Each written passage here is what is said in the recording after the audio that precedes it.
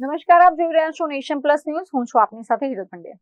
મૂળ દિલ્હીના અને હાલ વડોદરામાં ગાર્મેન્ટ્સનો વ્યવસાય કરતા વેપારી આશીષ અગાઉ ફિજી દેશમાં નોકરી કરતા હતા. ત્યાં કંપનીના માલિક જય દલાલ સાથે તેમને કોઈ બાબતે ઉગ્ર તકરાર થઈ હતી, જેની અદાવત રાખીને ફિજીના જય દલાલ નામના શખ્સે વેપારી પર ફાયરિંગ કરવા માટે શૂટરોને સોપારી આપી હતી.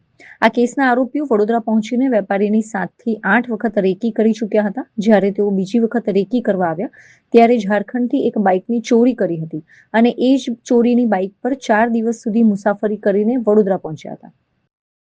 ત્યારબાદ 25 જૂનના રોજ આરોપીઓ રેલવે મારફતે વડોદરા આવ્યા હતા. આ ગુનાની સૌથી ચોંકાવનારી બાબત એ છે કે આરોપીઓએ ક્રાઇમ આચરતા પહેલા જિંદગી વન્સ મોર અને ધુરંધર જેવી ફિલ્મો જોઈને આખું પ્લાનિંગ કર્યું હતું અને ત્યારબાદ વેપારી પર ફાયરિંગની ઘટનાને અંજામ આપ્યો હતો. એ લોકો પૂજા મોલમાં જે પરિવાર 4 રસ્તા ઉપર છે ત્યાં પિક્ચર જોવા ગયા. તે દિવસે એ લોકોએ જિંદગી વન્સ મોર નામની મૂવી જોઈ છે અને 26 તારીખે આ ગુનાને અંજામ આપતા પહેલાં પણ એ લોકોએ બંસલ મોલમાં ધુરંધર મૂવી જોઈ છે. તો એ બતાવે છે કે એ લોકો કેટલા રેકી કરીને ડીપમાં પ્લાનિંગ કરીને બેઠા હતા.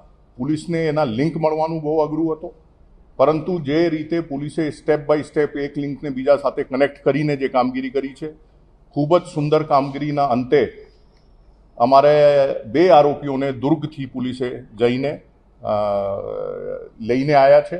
અત્યારે એ લોકોને પાસેથી અમને કહેતા ખૂબ આનંદ થાય છે કે જે ગુનામાં વપરાયેલા પિસ્ટલ છે એની સાથે 2 મેગઝીન અને 10 કાર્ટૂન્સ પણ પોલીસે રિકવર કર્યા છે અને બાઇકની પણ રિકવરીની કાર્યવાહી ચાલે છે. હવે એ લોકોની રિમાન્ડ લેવામાં આવશે અને જે આખી લિંક ક્લિયર થઈ છે કે એમાં મૂળ જે માલિક હતા, જે ફિજીમાં જે નોકરી કરતા હતા આશીષ, તો એના જે માલિક છે જય દયાલે આ સુપારી આપી હતી કે આને તમે ઇન્ડિયા જઈને પૂરું કરો.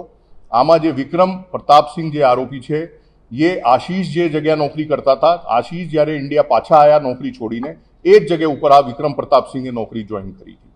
ધીરે ધીરે જય દયાલે એને કન્વિન્સ કર્યો કે તું પાછા ઇન્ડિયા જા અને એમનું મર્ડર કર.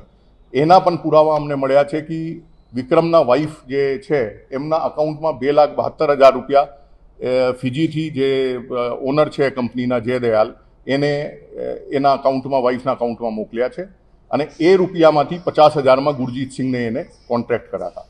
ગુરજીતસિંહની અગર એ ગુનાહિત ઇતિહાસની આપણે ચર્ચા કરીએ તો 19 જેટલા ગુના એના ઉપર છત્તીસગઢમાં અને ઝારખંડમાં દાખલ થયા છે, જેમાં ગંભીર પ્રકારના ગુનાઓ પણ છે, લૂંટ છે, રોયટિંગ છે અને મારપીટ અને ઘરફોડ જેવા ગુનાઓ એના વિરુદ્ધમાં દાખલ થયા છે.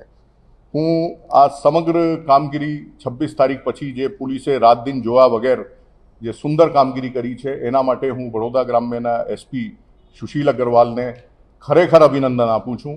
એમની એલસીબીની ટીમ, એસઓજીની ટીમ અને વરનામા પોલીસે રાત દિન જે મહેનત કરી અને નાના લિંકને ભેગા કરીને અને એક લોજિકલ કન્ક્લુઝન સુધી પહોંચાડ્યા છે અને એટલી સુંદર સરસ કામગીરી કરી છે, એના હું તમામ બિરદાવું છું. અત્રે ઉલ્લેખનીય છે કે પોલીસના જણાવ્યા અનુસાર શૂટરોને આ કામ માટે 50,000 રૂપિયા આપવાનું વચન પણ અપાયું હતું. પકડાયેલા ગુનેગારો પૈકી ગુરુજીત સિંહ નામનો આરોપી રીઢો ગુનેગાર છે, જેના પર અગાઉથી જ છત્તીસગઢ અને ઝારખંડમાં 19 જેટલા ગંભીર ગુનાઓ દાખલ થયેલા છે. હાલ પોલીસ આંતરરાષ્ટ્રીય કક્ષાએ સોપારી આપનાર મુખ્ય સૂત્રધાર સુધી પહોંચવા માટે આગળની કાનૂની કાર્યવાહી હાથ ધરી રહી છે. કેમેરામેન નવનીત પરમાર સાથે Chirag Patel, nation plus news, Vadodara. સમાચારોનો સતત અપડેટ મેળવવા માટે અમારી નેશન પ્લસ ન્યૂઝની યુટ્યુબ ચેનલને સબસ્ક્રાઇબ કરો, બેલ આઇકન દબાવો અને જોડાયેલા રહો ફેસબુક, ઇન્સ્ટાગ્રામ અને ટ્વિટર પર.